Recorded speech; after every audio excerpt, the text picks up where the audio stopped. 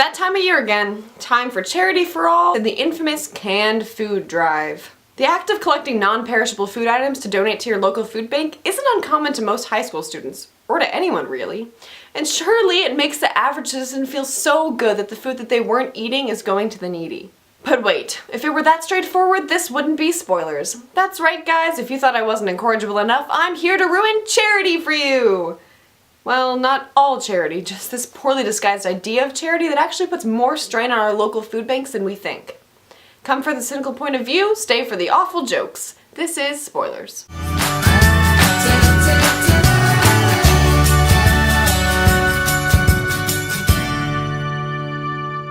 Let's ease into this with a little bit of history. The first food bank was St. Mary's, opened in 1967 in Arizona, based on the idea of a soup kitchen. A food bank is a place where food items are available to needy families, basically like a Goodwill grocery store, whereas a soup kitchen just provides 1 to 3 meals a day. American soup kitchens began right when the economy crashed in 1929, provided by churches, charities, and one was even started by mob boss Al Capone in Chicago. Now poverty has made food banks quite common across the United States. The USDA defines food security as access by all people at all times to enough food for an active, healthy life. Feeding America, which oversees over 200 food banks, released that over 42.2 million Americans lived in food insecure households in 2015. The organization also serves approximately 46.5 million people every year. That's 1 in 7 Americans. In Cobb County alone, the food insecurity rate is 13.6%, and 46% of those people are below the SNAP or food stamp threshold.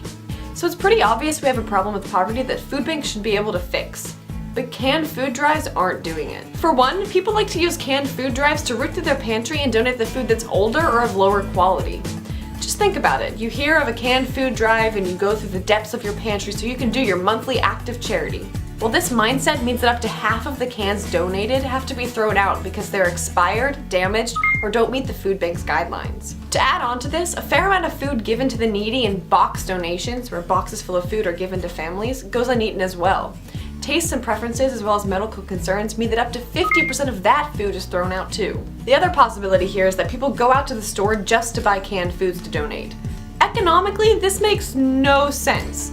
Let's say you have 100 people who want to do their duty as a citizen, so they go out to buy a can of green beans at the retail price, say $2. What these people don't know is that food banks have close ties with the food industry and local farmers, meaning that they can buy food at wholesale prices for way less than retail. Your local food bank may be able to buy those 100 cans of green beans for $20 instead of $200. In fact, according to the Food Bank of Central and Eastern North Carolina, every dollar spent by the food bank correlates to $10 worth of food, or about 5 meals. To go into the economic nonsense even more, you make yourself feel good by thinking about how you're giving a needy family a free meal. But nothing is actually free. Someone has to be paid to transport all the cans, sort through them, and inventory them, and that money's not going to the needy at all. For what could be $15 in canned foods bought by the consumer, $7.50 may go to a food bank worker, meaning that only half is going to charity. And since consumers can't deduct canned food drives from their taxes, the donor takes on the full weight of that $15, only half of which is actually going to the original purpose. Furthermore, most of the cans donated don't meet nutritional standards.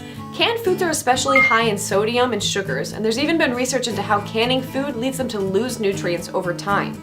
Joy C. Rickman, Diane M. Barrett, and Christine M. Brune found a correlation between the thermal treatment of canned foods and loss of water-soluble vitamins like ascorbic acid, also known as vitamin C, and thiamine and riboflavin, aka vitamin B1 and B2 respectively.